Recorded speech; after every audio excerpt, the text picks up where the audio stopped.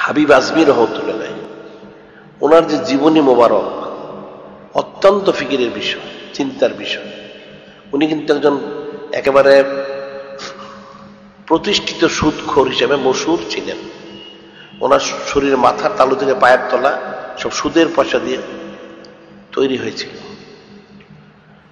তিনি যদি আজমি অর্থাৎ উনি মশলাতে থাকতেন, ওই এলাকার নাম করা সুদখোর, সমস্ত লোক চিনত, জানত, এবং ওনার সংসার এভাবেই চলতো সুদের পয়সা দিয়ে। এখন তো মানুষ, অনেক লোক ব্যাংক থেকে লোন নেয়, সে কিন্তু সুদ খায় না, সুদ দেয়। সুদটা তার শরীরে সরাসরি লাগতেছে না, সে সুদটা দিয়ে গুনাহগার হচ্ছে। কিন্তু যারা ব্যাংকের মালিক তারা সুদ খায় সরাসরি। এই ধরনের প্রতিষ্ঠানের যারা মালিক তারা সুদ খায়। তবে এই হযরত হাবিব আজমি রহমতুল্লাহ আলাইহি তিনি কিন্তু সরাসরি অনেক শত শত লোকের কাছে টাকা দিয়ে দিয়ে ওখান থেকে যে একটা অংশ লাভ এনে ওনার সংসার তিনি পরিচালনা করতেন।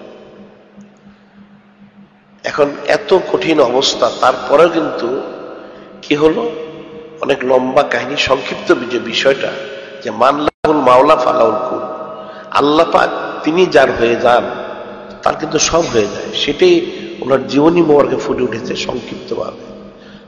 ওনার বাড়িতে খাবার নেই, খাবারের জন্য তিনি এক লোকের কাছে গেলেন, যার কাছে ওনার সুদের পয়সা পাওনা ছিল। পয়সা না পেয়ে খাসির একটা মাথা আনলেন, আরেকজন থেকে কিছু লাকড়ি খড়ি ইত্যাদি সব এনে পাকশাক করা হলো। খাবারের সময় হলো, একটা ফকির আসলো খয়রাত করার জন্য। তিনি ফকিরকে দিলেন না যে সামান্য খাদ্য, তুমি চলে যাও।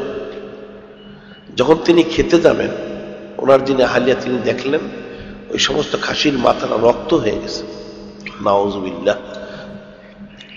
তখন ওনার যিনি আহলিয়া তিনি দেখালেন যে আপনি কি খাবেন, তো রক্ত হয়ে গেছে। তিনি চিন্তা করলেন ব্যাপারটা কি হলো, নিশ্চয়ই এটা সুদের কারণে এই অবস্থা হয়েছে। তারপরেও তিনি মনে মনে চিন্তা করলেন, ঠিক আছে, তাহলে সুদ যদি ছেড়ে দিতে হয় তো টাকা তো পাওনা আছে, সেটা তো আনা যেতে পারে। তিনি পরের দিন সকালে বের হলেন, যাদেরকে সুদের টাকা পাওনা আছে, যে সুদের টাকা না পেলেও কমপক্ষে মূল টাকাটা যেন পাওয়া যায়। যখন তিনি রাস্তা দিয়ে যেতে শুরু করলেন, হঠাৎ কতগুলি বাচ্চা বাচ্চা ছেলে রাস্তার পাশে ছিল। তারা বলাবলি করতেছিল যে সুদখোর হাবিব আজমি আসতেছে, সে একটা নাপাক লোক, তোমরা সরে যাও, যে তার শরীরের ধুলাবালি তোমাদের গায়ে যদি লাগে তোমরা তার মতো অপবিত্র নাপাক হয়ে যাবে। নাউজুবিল্লাহ, এটা কঠিন ব্যাপার। তোমরাও তার মতো নাপাক হয়ে যাবে, অপবিত্র গুনাহগার হয়ে যাবে। এটা কিন্তু হযরত হাবিব আজমি রহমতুল্লাহ তিনি শুনলেন দূর থেকে। শুনে মনে মনে চিন্তা করলেন যে সুদ খাওয়ার জন্য এত নিকৃষ্ট একটা প্রাণী তিনি হলেন, যে ওনার গায়ের ধুলাবালি মানুষের গায়ে পড়লে তারা পাপী হবে, ওনার মতো একটা নিকৃষ্ট সুদখোরের মতো গুনাহগার হয়ে যাবে। উনি সরাসরি চলে গেলেন অনেক দূর, যে তিনি চিন্তা করলেন যে তাহলে কি করা যেতে পারে, তাহলে তওবা করা যেতে পারে।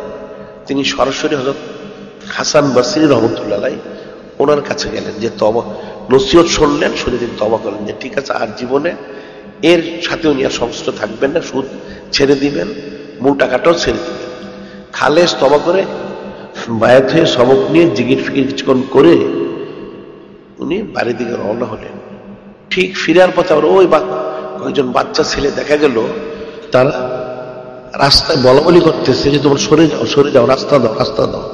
কি হয়েছে, যে তওবাকারী হাবিব আজমি আসতেছেন, তওবাকারী হাবিব আজমি উনি আসতেছেন, উনি বুজুর্গ লোক, তওবা করেছেন, ওনার গায়ে যদি তোমাদের পায়ের ধুলা পড়ে তাহলে তোমরা গুনাহগার হয়ে যাবে। সুবহানাল্লাহ। উনি মনে মনে চিন্তা করলেন, আল্লাহ পাক আপনি তো কদরে মতলব, রহমান রহিম গাফফার সাত্তার, সামান্য সময় মাত্র পার্থক্য। কিছুক্ষণ পূর্বে এই ছেলেগুলো বলল যে সুদখোর হাবিব আজমি তার গায়ের পায়ের ধুলা কারো গায়ে পড়লে সে নাপাক অপবিত্র হয়ে যাবে, আর এখন কিছুক্ষণ হলো আমি তওবা করেছি, এখন এরা বলতেছে কারো পায়ের ধুলা আমার গায়ে অর্থাৎ হাবিব আজমি রহমতুল্লাহ গায়ে পড়লে সে গুনাহগার হয়ে যাবে। অত্যন্ত কঠিন বিষয়। আল্লাহ পাক উনি খালেস তওবা করলেন, করে বাড়িতে আসলেন, ঘোষণা দিলেন যার যার পাওনা সব নিয়ে যাও, আর টাকা পয়সা দিতে হবে না। সত্যি তিনি সব দিয়ে দিলেন। এই যে বিষয়টা এখানে খুব ফিকিরের বিষয়। খালেস তওবা করলেন, মানলাহুল মাওলা ফালাহুল কুল, তিনি তওবা করলেন, আল্লাহ পাক কবুল করে নিলেন। এই কবুল কিন্তু স্বাভাবিক না, ওনার আকীদার কারণে, ইতিকাদের কারণে আল্লাহ পাক খালিস বা কবুল করেছে। ওনার জীবনী মরক যেটা রয়েছে, এখন ওনার আহলে তিনি বললেন যেহেতু সব দান করে দেন, আমরা কি খাবো? এখন তিনি কিছু কর্জ করে সংসার চালাতে থাকলেন।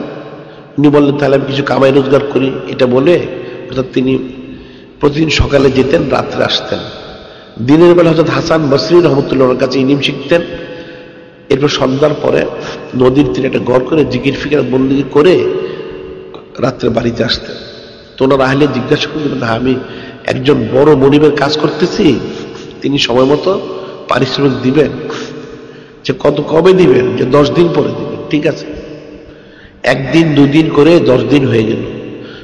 10 দিন পরে ওনার যিনি আহলে তিনি বললেন তাহলে তো আজকে 10 দিন হয়ে গেল, আজকে আপনি কাজ শেষ করে পয়সা পেলে বাজার সদাই করে নিয়ে আসবেন।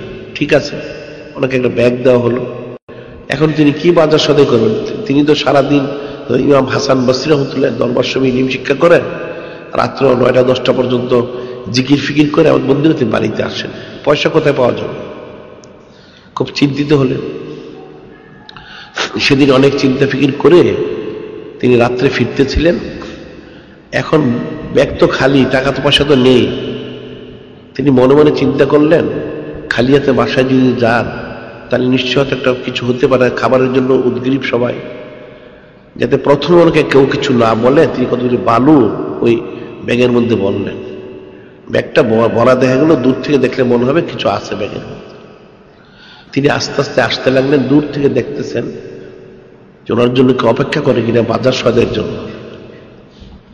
কাছে এসে তিনি দেখলেন অনেক ঘিয়ের গন্ধ, গোশতের গন্ধ পাওয়া যাচ্ছে, মধুর গন্ধ পাওয়া যাচ্ছে। কি ব্যাপার? উনি আসলেন, ওনার যিনি আহলিয়া উনি তাড়াতাড়ি আসলেন, এসে বললেন আপনি তাড়াতাড়ি আসুন, আপনার যিনি মনিব তিনি তো আপনার পারিশ্রমিক পাঠিয়েছেন। কি পাঠিয়েছেন? 1 বস্তা ময়দা আটা, একটা বড় খাসি জবাই করা, আর 1 বড় পাত্র ঘি, আর 1 বড় পাত্র মধু। এবং এই 10 দিনের জন্য এর খরচ 300 দিরহাম দেওয়া হয়েছে। এবং যারা এসেছিলেন 4 জন যুবক, ওনারা বলেছেন আপনাকে বলার জন্য আপনি যদি আরো কাজটা ডিউটিটা সুন্দর করে করতে পারেন আপনার মজুরি বাড়িয়ে দেওয়া হবে। উনি চিন্তা চুপ থেকে ফিকির করেন ব্যাপারটা কি হলো, কারণ সাধারণভাবে ওনার বিষয়টা চিন্তার মধ্যে আসার কথা ছিল না। তিনি অপ্রস্তুত হলেও তিনি বিষয়টাকে এমনভাবে গ্রহণ করলেন যাতে ওনার আহলে বিষয়টা বুঝতে না পারে। উনি বললেন ঠিক আছে। এখন ওনার হাতে তো একটা ব্যাগ ছিল, ব্যাগের মধ্যে কিছু মাল সামানা ছিল। ওনার আহলিয়া জিজ্ঞাসা এর মধ্যে কি? এখন উনি তো ব্যাগটা ফেলতে পারেননি, সরাতে পারেননি। ওনার অজান্তে মুখ দিয়ে বের হয়ে এর মধ্যে ময়দা রয়েছে, আটা রয়েছে। এখন ওনার আহলিয়া বলতে আমি সেটা রেখে দিই। আসলে তো বালু ছিল সেটার মধ্যে। সত্যি সেটা ওনার আহলিয়া কাছে দেওয়া হলো, তো দেখা গেল সেই বালুগুলো সব ময়দা হয়ে গেছে। সুবহানাল্লাহ। এর পরবর্তী ওনার সম্পূর্ণ জিন্দি কিন্তু এভাবে কুদরতি ভাবেই কেটেছে। সুবহানাল্লাহ। এই যে বিষয়টা যে মানলাহুল মাওলা ফালাহুল কুল, আল্লাহ পাক যিনি খলিক মালিক রব, তিনি যার হয়ে যাবেন তার সব হয়ে যায়। তিনি এমন খালেস তওবা করলেন, ইস্তেগফার করলেন, আল্লাহ পাক কবুল করে নিলেন। এখন বিষয়টা কিন্তু এরকমই। এখন এই কোরবানির যে বিষয়টা, কোরবানির জন্য কিন্তু এইভাবেই খালেস তওবা করে কোরবানি করতে হবে, তখন কিন্তু আল্লাহ পাক কবুল করে নেবেন। কবুল করে নিয়ে কুদরতি ফয়সালা করবেন। এখন কেউ বলতে পারে হযরত হাবিব আজমি রহমতুল্লাহ জীবনে আর কিছু কোনো কাজ করেননি, উনি হয়তো জিকির ফিকির করেছেন, তালিম তালকিনের কাজ করেছেন, আল্লাহ পাক কুদরতি ভাবে চালিয়েছেন। আল্লাহ পাক ইচ্ছে করলে সমস্ত কায়নাতকে কিন্তু এভাবে চালাতে পারেন। সুবহানাল্লাহ। আল্লাহ পাক ওনার কিন্তু কোনো অভাব নেই। তবে আল্লাহ পাক বান্দাদেরকে বলেছেন হালাল কামাই করার জন্য, হালাল কামাই করবে। হ্যাঁ, হালাল কামাই করলেই যে সে পয়সা পাবে তা কিন্তু না। কোশিশ করলে চাকরি পাওয়া যায় না, ব্যবসা পাওয়া যায় না, পয়সাও কিন্তু পাওয়া যায় না। টাকা নিয়োগ করলেই যে ব্যবসা থেকে টাকা আসবে এটা কিন্তু ঠিক না, অনেক সময় লস হয়ে যায়।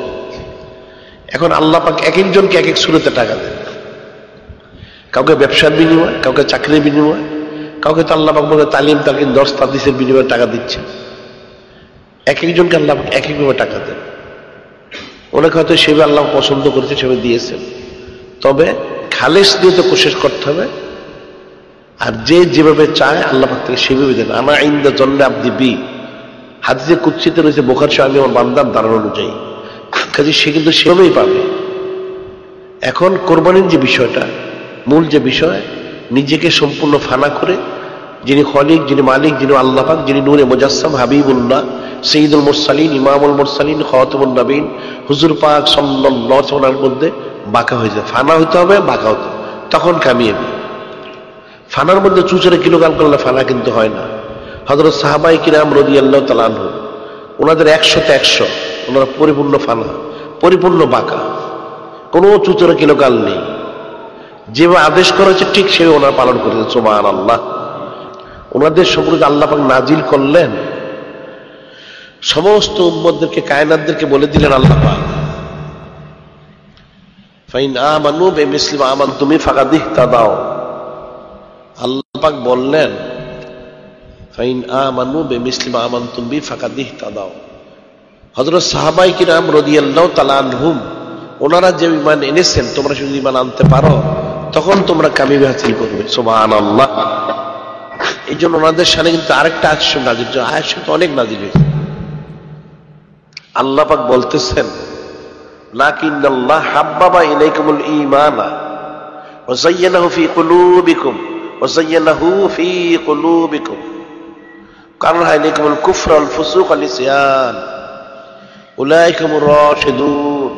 আল্লাহ পাক বলতেছেন, এখানে আল্লাহ পাক বলতেছেন হযরত সাহাবায়ে কিরাম রাদিয়াল্লাহু তাআলার সামনে, লাকিন্নাল্লাহ হাব্বাবা ইলাইকুমুল ঈমানা ওয়া যায়্যানাহু ফি কুলুবিকুম। আল্লাহ পাক বলেন হযরত সাহাবায়ে কিরাম রাদিয়াল্লাহু তাআলা আনহুম, ওনাদের অবস্থা কেমন? ঈমানটা ওরা অত্যন্ত পছন্দনীয়, প্রিয় করে দিয়েছে আল্লাহ পাক। ঈমানটা ওরা অত্যন্ত পছন্দনীয়, প্রিয়। যায়্যানাহু ফি কুলুবিকুম, ওনাদের কর্মটাকে আল্লাহ পাক এই ঈমানের দ্বারা সৌন্দর্য মণ্ডিত করেছেন। সুবহানাল্লাহ। আর কি করেছেন? কারাহা ইলাইকুমুল কুফরা ওয়াল ফুসুক ওয়াল ইসয়ান, ওনাদের অন্তরের মধ্যে কুফরি, ফাসিকি, গুনাহ, এই বিষয়গুলিকে অত্যন্ত অপছন্দনীয় করে দিয়েছেন। সুবহানাল্লাহ। এখন আল্লাহ পাক বলতেছেন, যারা এই সিফতে, এই গুণে গুণান্বিত হবে, উলাইকা হুমুর রাশিদুন, তারাই একমাত্র হেদায়েত প্রাপ্ত। সুবহানাল্লাহ।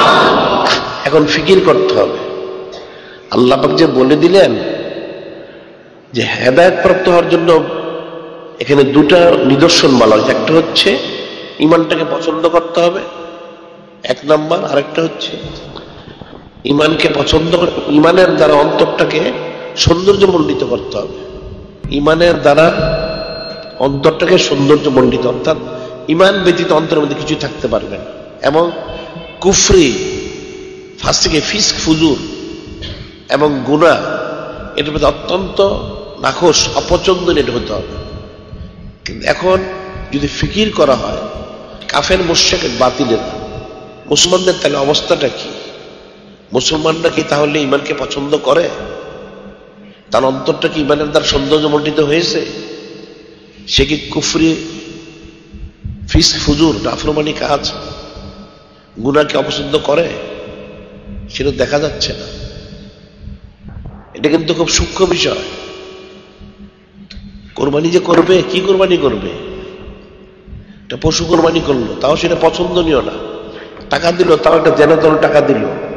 নিজের জন্য টাকা খরচ করলে করবে লাখ টাকা, কোরবানির জন্য 2000 টাকা দাও, 1000 টাকা দাও, পারলে ফ্রি পাওয়া যায় কিনা সেটা দেখো। নাউযুবিল্লাহ। এত অবস্থা সেটাই হয়েছে। তাহলে ঈমানকে পছন্দ করলো কোথা থেকে? তার অন্তর অন্তর ইমানে তার সৌন্দর্য মণ্ডিত হলো কোথায়? তার অন্তরে তার গালি চলেছে নাউযুবিল্লাহ। তাহলে সে কুফরি ফিস্ক ফুজুর গুনাহকে সে অপছন্দ করলো কি করে? সে তো ভিতরে ভিতরে সব উল্টা হয়ে রয়েছে নাউযুবিল্লাহ। একটা লোক যে সত্যি ইমানদার হয় তাহলে সে কিন্তু ফিস্ক ফুজুর কুফরি গুনার কাজ সে পছন্দ করতে পারবে না। মুসলমান তাহলে তো গান বাজনা করতে পারবে না, তাহলে তো বেপরদা হতে পারবে না, ছবি তুলতে পারবে না, টিভি দেখতে পারবে না, খেলাধুলা করতে দেখতে পারবে না, ইসলামের নামে তন্ত্র মন্ত্র করতে পারবে না, সব তো ছেড়ে দিতে হবে। আল্লাহ পাক তো বলে দিলেন তুমি যদি হেদায়েত চাও তাহলে তোমাকে গুনাহ, নাফরমানি, কুফরি তো ছেড়ে দিতে হবে। ইমানের দ্বারা তোমার অন্তরটা সৌন্দর্য মণ্ডিত করো। তাহলে ইমানটা কি? ইমান তো হচ্ছে যিনি খালিক, যিনি মালিক, যিনি রব, তিনি যে আদেশ করেছেন সেটা তিনি বলে দিয়েছেন। ইমানটা কি? আল্লাহ পাক বলতেছেন ইমানটা হচ্ছে বর্ণনা কোটি কোটি, একটা আয়াত শরীফ যথেষ্ট। লা তাজিদু কওমান ইউমিনুনা বিল্লাহি ওয়াল ইয়াউমিল আখির ইউআদুনা মান হাদাল্লাহ রাসূলা ওয়ালাউ কানু আবাহুম আও আবনাহুম আও ইখওয়ানুহুম আশীরাতুহুম উলাইকা কাতাবা ফী কুলুবিহিমুল ঈমান। আল্লাহ পাক এখানে ঈমানের বিষয়টা বলে দিয়েছেন। আল্লাহ পাক বলতেছেন উলাইকা কাতাবা ফী কুলুবিহিমুল ঈমান, তাদের অন্তরের মধ্যে ঈমানটাকে মোহরাঙ্কিত করা হয়েছে, এটা নিশ্চিত করা হয়েছে, খাস করা হয়েছে। কাদের মধ্যে? এটা বলা হচ্ছে হে আমার হাবিব সাল্লাল্লাহু আলাইহি ওয়াসাল্লাম, আপনি ওই কওমকে পাবেন না। কি পাবেন না? লা তাজিদু কওমান ইউমিনুনা বিল্লাহি ওয়াল আখির, যারা আল্লাহ পাক ওর মধ্যে বিশ্বাস করে, পরকাল বিশ্বাস করে, আপনাকে বিশ্বাস করে। ইউআদুনা মান হাদাল্লাহ রাসূলাহু, ওই কওম কেমন? যারা আল্লাহ পাক ওনাকে বিশ্বাস করে, আপনাকে বিশ্বাস করে, পরকাল বিশ্বাস করে, তারা ওই সমস্ত লোকদের সাথে মহব্বত স্থাপন করবে না। ওই সমস্ত লোকদের সাথে মহব্বত স্থাপন করবে না। কাদের সাথে? যারা আল্লাহ পাক এবং ওনার হাবিব সাল্লাল্লাহু আলাইহি ওয়াসাল্লামের প্রতি বিদ্বেষ পোষণ করে। নাউযুবিল্লাহ। যেই ব্যক্তি, যেই সম্প্রদায়, যে কওম আল্লাহ পাক এবং ওনার হাবিব সাল্লাল্লাহু আলাইহি ওয়াসাল্লামের প্রতি বিদ্বেষ পোষণ করে, এদের সাথে যারা ঈমানদার তারা কখনো মহব্বত স্থাপন করবে না। যদিও ওই ব্যক্তিগুলি ওয়ালাউ কানু আবাহুম, তার বাপ দাদা 14 পুরুষ হোক, আবনাহুম, তার সন্তান নিচে যত পুরুষ হোক, আর ইখওয়ানুহুম, তার ভাই ভাতিজা যেই হোক না কেন, আশীরাতুহুম, তার জ্ঞাতি গোষ্ঠী আত্মীয়জন যে কেউ হোক না কেন, কারো সাথে মহব্বত স্থাপন করবে না। সুবহানাল্লাহ। এটা হচ্ছে ঈমানের পরিচয়। অন্তরটা যে যায়্যানাহু ফি কুলুবিকুম, যায়্যানাহু ফি কুলুবিকুম, অন্তরটাকে ঈমানের দ্বারা সৌন্দর্য মণ্ডিত করা হয়েছে। তাহলে কি হলো? যদি সৌন্দর্য মণ্ডিত করা হয়ে থাকে তাহলে ওই ব্যক্তি কখনো যারা আল্লাহ পাক এবং নূরে মুজাসসাম হাবিবুল্লাহ হুজুর পাক সাল্লাল্লাহু আলাইহি ওয়াসাল্লামের প্রতি বিদ্বেষ পোষণ করে, এদের সাথে কখনো মহব্বত স্থাপন করবে না। ওই ব্যক্তিগুলি যদি তার বাবা হয়, তার দাদা হয়, তার চাচাও যদি হয়, পুরুষ হয়, তার সন্তান ছেলে মেয়ে হোক, তার আরো নিচে হোক, নাতি নাতনি হোক, তারাও যদি হয়, অথবা তার ভাই হোক, ভাতিজা হোক, তার বোন হোক, অথবা তার আত্মীয় স্বজন জ্ঞাতি গোষ্ঠী হোক, কারোর সাথে মহব্বত রাখবে না। সুবহানাল্লাহ। তাহলে তো এখন দেখতে হবে এটা কতটুকু হয়েছে। ইমানের দ্বারা কি অন্তকে সৌন্দর্য মণ্ডিত করা হয়েছে? এখন এমন এক অবস্থা হলো, দেখা যাচ্ছে ছেলে তো কুফরিটা পছন্দ করে, এখন বাবা কুফরির জন্য পয়সা দেয়। নাউযুবিল্লাহ। তাহলে মহব্বতটা থাকলো কোথায়? মহব্বত কুফরির মধ্যে। কুফরির দ্বারা তার অন্তরটা সৌন্দর্য মণ্ডিত করা হয়েছে। নাউযুবিল্লাহ। ইমানের দ্বারা তো করা হয়নি। ইমানের দ্বারা করা হতো তাহলে সেখানে সে সমর্থন দিত না। অমুক সাথে সম্পর্ক, তার জন্য একটা কুফরি শারীর কাজ করে ফেললো, হারাম কাজ করে ফেললো, একটা বেপরদা করে ফেললো, বেহায়ার কাজ করে ফেললো, একটা গান বাজনা শুনে ফেললো, এটা ছবি তুলে ফেললো, দেখে ফেললো, ইত্যাদি ইত্যাদি হারাম কাজ করে ফেললো। নাউযুবিল্লাহ। তাহলে কি করে সে তার অন্তরটা ইমানের দ্বারা সৌন্দর্য মণ্ডিত হলো? সেটা তো হলো না। এটা কিন্তু ফিকির করতে হবে। মুসলমান খালেস মুসলমান হইতে হবে। এখন কেউ বলতে পারে যে এটা তো কঠিন কাজ, আমরা তো সারাদিন নফসের পারিবি করে, এটা কি করে সম্ভব? হ্যাঁ, এটাও ঠিক। নফসের পারিবি যারা করে তারা কি করে হঠাৎ করে করবে? হঠাৎ করে যদি কেউ করতে নাও পারে, আকীদা শুদ্ধ করো, এই সমস্ত কিছু হারাম, ঠিক আছে, এরপরে সে প্রত্যেকটা হারাম একটা একটা করে সে ত্যাগ করার কোশিশ করো। আল্লাহ আপনাদের গায়ে মদত করবেন। আসাই মিন্না অনেক মাহমুদুল্লাহ, চেষ্টা মানদার তো আল্লাহ পুরো করে দিবেন। আল্লাহ তো বলেই দিলেন, কোরআন শরীফ বলা হয়েছে সরাসরি, কুল ইয়া ইবাদিয়াল্লাযীনা আসরাফু আলা আনফুসিহিম লা তাকনাতু মির রাহমাতিল্লাহ ইন্নাল্লাহা ইয়াগফিরুয যুনুবা জামিআ ইন্নাহু হুয়াল গফুরুর রহিম। আল্লাহ স্পষ্ট বলে দিলেন, হে আমার হাবিব সাল্লাল্লাহু আলাইহি ওয়াসাল্লাম, আপনি বলে দিন, হে আল্লাহ পাক ওনার বান্দারা, যারা নফসে জুলুম করেছ, যিনি খালিক, যিনি মালিক, যিনি আল্লাহ পাক, ওনার রহমত থেকে নিরাশ হয়েও না। তিনি সমস্ত গুনাহ খাতা ক্ষমা করে, তিনি দয়ালু, সুবহানাল্লাহ। তাহলে সে নিরাশ হবে কেন? আর হাদিস শরীফ স্পষ্ট রয়েছে, আন হযরত ইবনে মাসউদ রাদিয়াল্লাহু আনহু ক্বালা রাসূলুল্লাহ সাল্লাল্লাহু আলাইহি সাল্লাম আত-তাইবু মিনাজ যামবি কামান লা যামবা লাহু। হযরত আব্দুল্লাহ বিন মাসউদ রাদিয়াল্লাহু আনহু তিনি বলেন, নূরে মুজাসসাম হাবিবুল্লাহ হুজুর পাক সাল্লাল্লাহু আলাইহি ওয়াসাল্লাম ইরশাদ করেন যে তওবা করলো সে যেন কোনো গুনাহই করেনি। সুবহানাল্লাহ। যে তওবা করলো সে কোনো গুনাহই করেনি। তাহলে সে তওবা করে ফেলো যে আল্লাহ পাক ভুল হয়েছে, আমি তওবা করছি, আমাকে ক্ষমা করে দিন, আমাকে ক্ষমা করে দিবেন। এখন কেউ যদি বলে যে আসলে তো তার অন্তরে পরিপূর্ণ তোমার খেয়াল নেই, নাউজুবিল্লাহ, এটা তো কুফরি হবে। অন্তরে খালেস নেই তওবা করতে, আল্লাহ আমাকে সমস্ত হারাম থেকে হেফাজত করুন, যদিও সে বাঁচতে পারবে না, সে ইস্তেগফার করুন। করতে থাকলে আস্তে আস্তে আল্লাহ থেকে তৌফিক দিবেন। তার নিয়তটা কিন্তু বিশুদ্ধ থাকতে হবে। এখন কেউ যদি বলে তাহলে কি মুসলমানদেরকে ইসলাম হতে হবে না? ইসলাম তো হতে হবে। তাহলে যারা গুনাহগার তারা কি নাজাত পাবে না? নাজাত তো পেতে হবে। তাহলে কি করতে হবে? এখন তো সব হারাম কাজ করে মুসলমানরা, নাউজুবিল্লাহ। তাহলে সে ইস্তেগফার করুক, তওবা করুক বেশি বেশি, আরজু করুক, দোয়া করুক, আল্লাহ পাক তৌফিক দিবেন। আল্লাহ পাক সেটাই তো বলে দিলেন, তোমরা তওবা করো, রহমত থেকে নিরাশ হও না, যে তওবা করে আমি তার সমস্ত গুনাহ খাতাগুলো ক্ষমা করে দিব। সুবহানাল্লাহ। এই জন্য অন্য হাদিস শরীফে এসেছে, আনাস রাদিয়াল্লাহু তাআলা আনহু ক্বালা রাসূলুল্লাহ সাল্লাল্লাহু আলাইহি সাল্লাম, হযরত আনাস বিন মালিক রাদিয়াল্লাহু তিনি বলতেছেন, নূরে মুজাসসাম হাবিবুল্লাহ হুজুর পাক সাল্লাল্লাহু আলাইহি তিনি ইরশাদ করেন, কুল্লু বানি আদম খাত্তাউ, কুল্লু বানি আদম খাত্তাউ খায়রুল খাত্তাইন আত-তাওয়াবুন।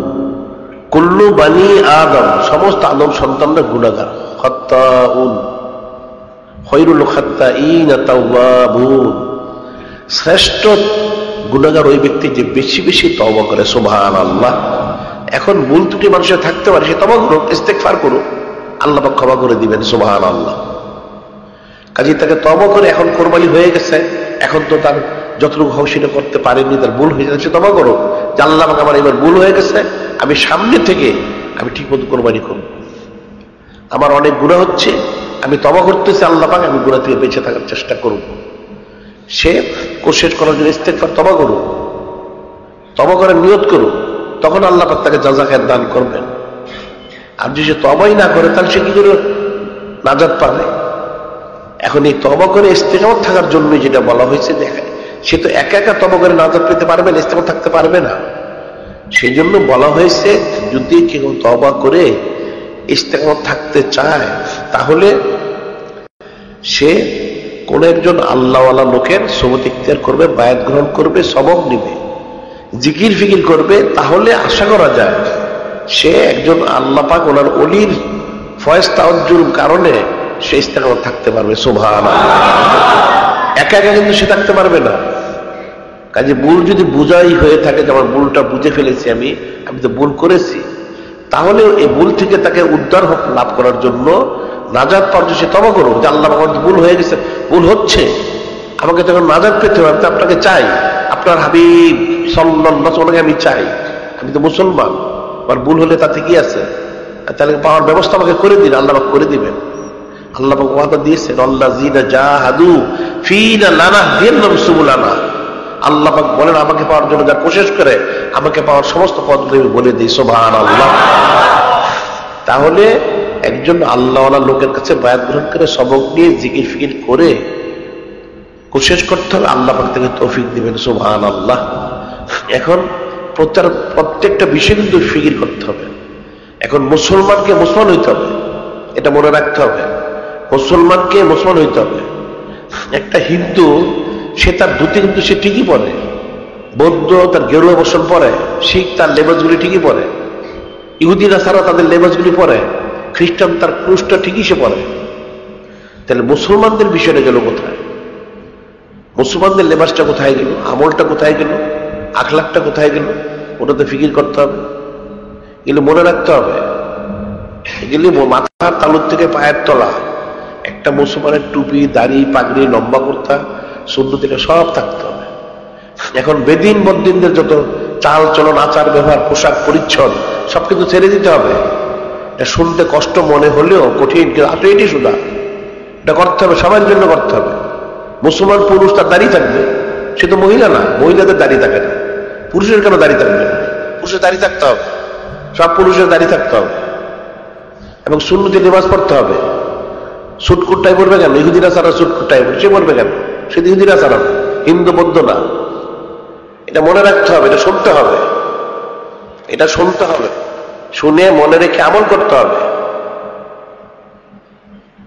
আস্তে আস্তে ইস্তেগফার তওবা করে ইসলাহ হাসিল করতে হবে, সোবত ইখতিয়ার করতে হবে, আসা যাওয়া করতে হবে, জিকির ফিকির করতে হবে। চক্ষু বন্ধ হওয়ার আগেই যেন সে নাজাতের ব্যবস্থা করে নেয়, সেটা করতে হবে। এটা মনে রাখতে হবে যে আল্লাহ পাক যেন আমাদেরকে তৌফিক দান করেন। আমরা তো মুসলমান। এখন যদি সবাইকে জিজ্ঞেস করা হয় যে কে বেহেশত চায়, কে দুজক চায়, কেউ কি দুজক চায়? দুজক তো কেউ চায় না, তাহলে সে কেন এই মুসলমান হিসেবে সে নিজেকে কেন সে প্রতিষ্ঠিত করবে না? সে কেন খালি জীবনদার হবে না? জবাবদিহি করতে হবে। এখন মুসলমানদেরকে না বলতে, এখন একটা লোক খুব পয়সাওয়ালা, সে মন্ত্রী, মিনিস্টার, প্রেসিডেন্ট হয়ে গেছে, নাহলে আরো কিছু হয়ে গেছে, মনে জমিন থেকে আসমান ঠিকে গেছে, এখন তাকে দাড়ির কথা বলতে হবে, তোমার দাড়ি রাখতে হবে। তুমি মন্ত্রী, মিনিস্টার, প্রেসিডেন্ট হও, তোমাকে তো দাড়ি রাখতে হবে, তোমার সুটকুট বাদ দিতে হবে, লম্বা করতে পারতে হবে, তুমি মহিলাকে তোমাকে পর্দা করতে হবে, এটা বলতে হবে তো। না বলে শিখবে কোত্থেকে? তোমাকে কে বলবে? আল্লাহ পাক যখন সে বলে দিলেন, ফালাউলা নাফারা মিন কুল্লি ফিরকাতিন মিনহুম তায়ফাতুন লিতাফাক্কাহু ফিদ্দীন ওয়া লিনযিরু কওমাহুম ইযা রাজাউ ইলাইহি লাআল্লাহুম ইয়াহযারুন। আল্লাহ পাক বলে দিলেন, কেন তোমাদের প্রত্যেক কওম থেকে কিছু লোক বের হয় না, তারা ইলমে দ্বীন শিখবে, শিখে ফকিহ হয়ে, আল্লাহওয়ালা হয়ে, ওনাদের কাছে যারা আসবে, ওনার সাথে নিসবত যারা রাখবে, তাদেরকে নসিহত করবে, যাতে তার হেদায়েত প্রাপ্ত হয়। সে যেই হোক, সুইপার হোক, দারোয়ান পিউন হোক, আমির উমর হোক, রাজাবাদশাহ হোক, সবাইকে বলতে হবে। এখন তার শুনতে পছন্দ না হতে পারে, কিন্তু তাকে পছন্দ করতে হবে। যদি সে মুসলমান হয়ে থাকে, তাকে পছন্দ করতেই হবে, এখানে কোনো রেহাই নাই। যদি সে নাজাত পেতে চায়, তাকে পছন্দ করতে হবে। যদিও প্রকাশ্যে সে আমলের ত্রুটি, তার অন্তর অন্তর মহব্বত করতে হবে যে আল্লাহ পাক আমাকে তৌফিক দান করেন, তৌফিক দিবেন। সে খালেস নিয়ত করলে, তওবা করলে, আমি তো এটা অনেকবার বলেছি, হাদিস ও কোরআন শরীফে রয়ে গেছে, একটা বান্দা যখন ইস্তেগফার করে, খালেস তওবা করে, খালেস তওবা করে সে যখন ঈমান শুধরিয়ে নেক কাজ শুরু করে দেয়, তখন কি হয়? আল্লাহ পাক নিজেই বলেছেন, ইল্লা মান তাবা ওয়া আমানা আমিলা আমালান সলিহান ফাউলাইকা ইউবাদদিলুল্লাহু সাইয়্যাতিহিম হাসানাত কানাল্লাহু গাফুরুর রহিমা। আল্লাহ পাক এখানে স্পষ্ট বলে দিলেন, ইল্লা মান তাবা ওয়া আমানা ওয়া আমিলা আমালান সলিহান, যে ব্যক্তি তওবা করলো, ঈমান আনলো, আমলে সলে করলো। একটা লোক অনেক গুনাহগার, আল্লাহ পাক না করুন, জমিন থেকে আসমান তার গুনাহ, বয়স 60, 70, 80 হয়ে গেছে, জীবনের শেষ প্রান্তে, এখন তো আসমান জমিন গুনাহ হয়ে গেছে, কি করবে? আল্লাহ পাক বলতে, তওবা করো, সমস্ত গুনাহ থেকে তওবা করো, ইল্লা মান তাবা ওয়া আমানা, খালিস ঈমান আনো, আমিলা আমালান সলিহান, নেক কাজ, শুধু নামাজ, কালাম, জিকির ফিকির তো সব শুরু করে দাও। তাহলে কি হবে? আল্লাহ পাক নিজেই বলতেছেন, উলাইকা ইউবাদদিলুল্লাহু সাইয়্যাতিহিম হাসানাত। এই তওবা করলে তার তো গুনাহ মাফ হলো, একদিকে শুধু গুনাহ মাফ হলো না, তার এই জমিন থেকে আসমান পর্যন্ত যত গুনাহ, সমস্ত গুনাহগুলি আল্লাহ পাক নেকিতে পরিবর্তন করে দিবেন। সুবহানাল্লাহ। এখন সে জমিনে সবচেয়ে বড় গুনাহগার ছিল, এখন তো একজন বড় নেককার হয়ে গেল। সুবহানাল্লাহ। তার তো পাহাড় পাহাড় নেকি হয়ে গেল। এখন কেমন হলো? কিছুক্ষণ আগে ছিল সে নিকৃষ্ট, এখন উৎকৃষ্ট হল। সেই হাবিব আজমি রহমতুল্লাহ তো ঘটনা এটাই, ঘটনা তো সেটাই হয়েছে না। উনি কিছুক্ষণে নিকৃষ্ট ছিলেন, সুদখোর, এখন তওবা করে ওলি আল্লাহ হয়ে গেলেন। সুবহানাল্লাহ। আল্লাহ পাক কত সুবিধা দিয়েছে। একমাত্র ওনার হাবিব নূরে মুজাসসাম হাবিবুল্লাহ হুজুর পাক সাল্লাল্লাহু, ওনার সম্মানার্থে আমাদেরকে এটা দেওয়া হয়েছে। কাজে এখন তওবা ইস্তেগফার করে শুধরিয়ে নিতে হবে নিজের, তখন কামিয়াবি। কাজে আল্লাহ পাক আমাদের সেই তৌফিক দান করেন, এটা কোশিশ করতে হবে, এগুলো বেশি বেশি শুনতে হবে। নফস তো সবসময় শয়তানের দিকে দাবিত করবে, নফস তো কিছু চাবে না, কিন্তু শুনতে হবে, আসতে হবে, বুঝতে হবে, আমল করতে হবে। ইমানদার যদি হয়ে থাকে তাহলে ইমানদার খালেজ হতে হবে। যায়্যানাহু ফী কুলুবিকুম, অন্তরটাকে ইমানের দ্বারা সৌন্দর্য মণ্ডিত করতে হবে। আর এই কুফরি শিরকি গুনাহ যত আছে এগুলো সব অপছন্দ করতে হবে, একটা পছন্দ করা যাবে না, সব দূরে সরিয়ে দিতে হবে। এটা মনে রাখতে হবে যে আল্লাহ পাক যেন আমাদেরকে সেই তৌফিক দান করেন। আবার সেই দোয়া আরজু শেষ করবো। এখন তো আজকে ঈদুল আযহা কোরবানি ঈদের শেষ দিন, আজকে মাগরিবের পূর্ব পর্যন্ত সময়টা থাকবে, এরপর কিন্তু আর থাকবে। আর তাকবীরে তাশরিক হয়ে গেছে।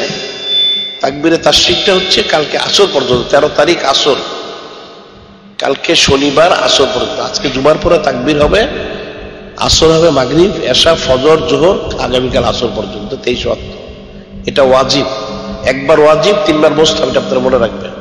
অনেকবার বলেছি, এটা মনে রাখতে হবে। আল্লাহ সেই তৌফিক দান করেন। এখানে আমরা প্রতি সপ্তাহে কতগুলো বিষয় বলে থেকেই সংক্ষিপ্ত হয়ে আজকে বলবো। প্রথম হচ্ছে দৈনিক আল ইহসান শরীফ সম্পর্কে। এটা পৃথিবীর সব দেশ থেকে পড়ে থাকে, 216টা দেশ উল্লেখ করেছে। আসলে দেশ এতগুলি আছে, সব দেশ থেকে পড়ে থাকে। আর আজকে পর্যন্ত শহর হিসেবে যদিও পৃথিবীতে 3400 মেগা সিটি মাত্র, কিন্তু এখন 3400 ডবল হয়ে গেছে প্রায়।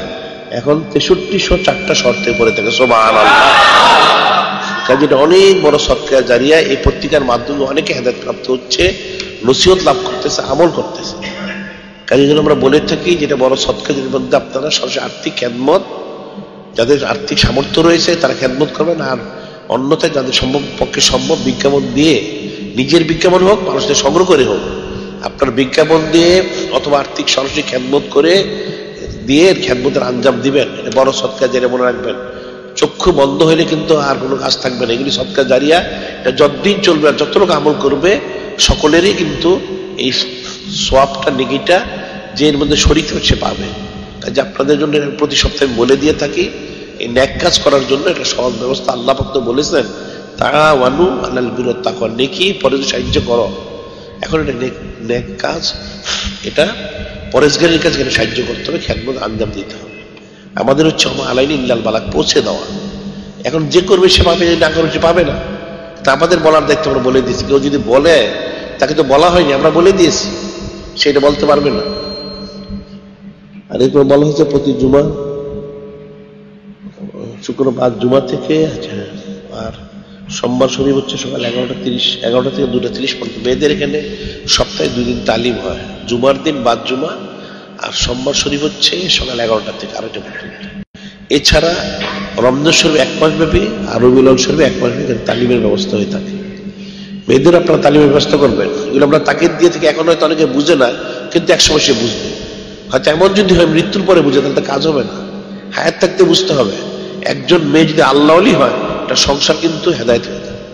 আর মেয়ে আল্লাহ পাক একটা কোনো মহিলার যে গোমরা হয়ে যায়, নাউযুবিল্লাহ, সংসারটা ধ্বংস হয়ে যাবে। কাজেই প্রত্যেকে তার অধীনস্থ মহিলা, তার আহলিয়া হোক, তার মেয়ে হোক, বা তার অধীনস্থ যারা আছে, তাদের জন্য অবশ্যই তালিমের ব্যবস্থা করে।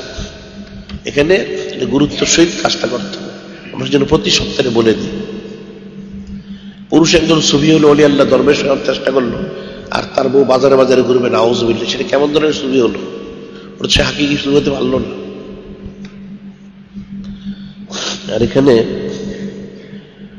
মুসলমানদের প্রতি জুলুম নির্যাতন আর কাফেরদের যে ভয় আযাব গজবের যে সিডি 2টা প্রদর্শনী হয়েছিল, সেটা তো বের হয়েছে, সেটা আপনার সঙ্গে নিয়ে যাবেন, দেখবেন, সেটা নসিহত আছে এর মধ্যে।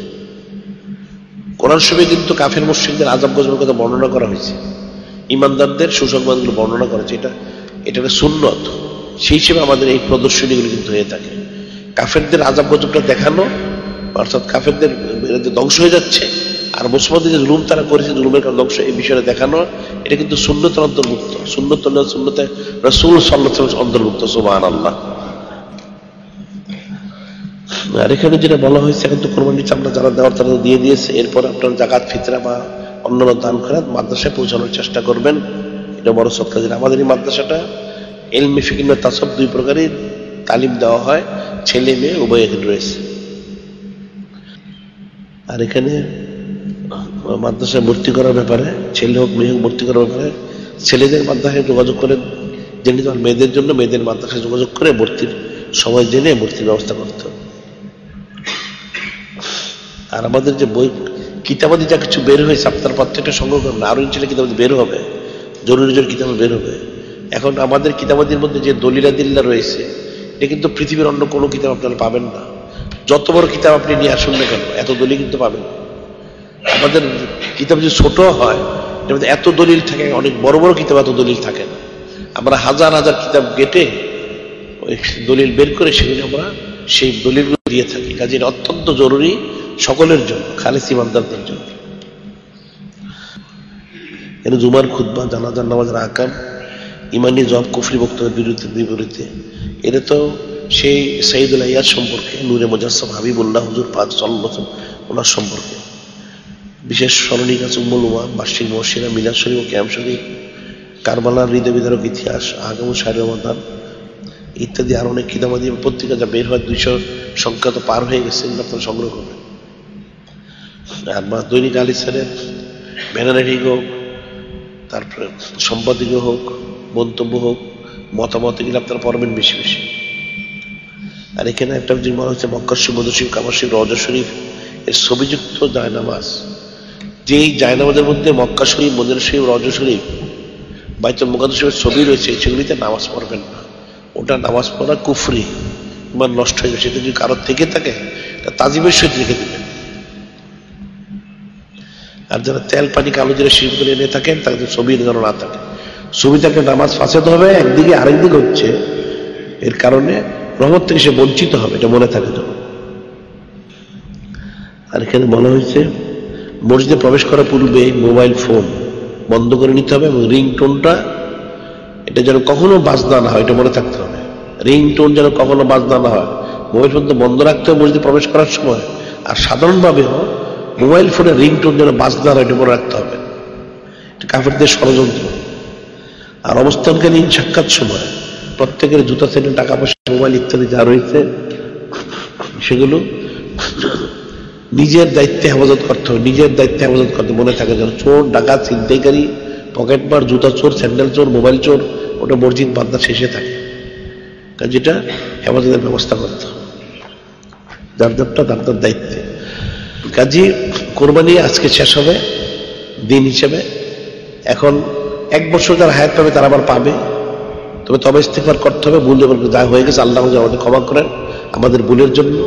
সামনে যেন এই ভুলগুলো না হয়, আমরা যেন খালেস নিয়তে একদম বিশুদ্ধভাবে আল্লাহ পাক এবং ওনার হাবিব সাল্লাল্লাহু আলাইহি ওয়াসাল্লাম ওনাদের সন্তুষ্টিজনক বা ওনারা যে পছন্দ করেন সেভাবে যেন আমরা কুরবানির সমস্ত কাজগুলি সমাধান করতে পারি, সেই দোয়া সে আরজু আমরা করতে হবে সবাইকে। হাকিকি ফানা, হাকিকি বাকের মনে থাকে যেন।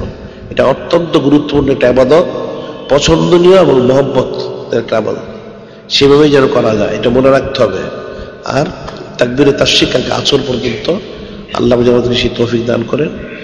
এখন আজকে যারা কবলার জুমা 4 রাকাত নামাজ পড়তে পারেননি তারা 4 রাকাত কবলার জুমা নামাজ পড়েন। ওয়া আখিরু দাওয়ানা আলহামদুলিল্লাহ। আসসালামু আলাইকুম ওয়া রাহমাতুল্লাহি ওয়া বারাকাতুহু।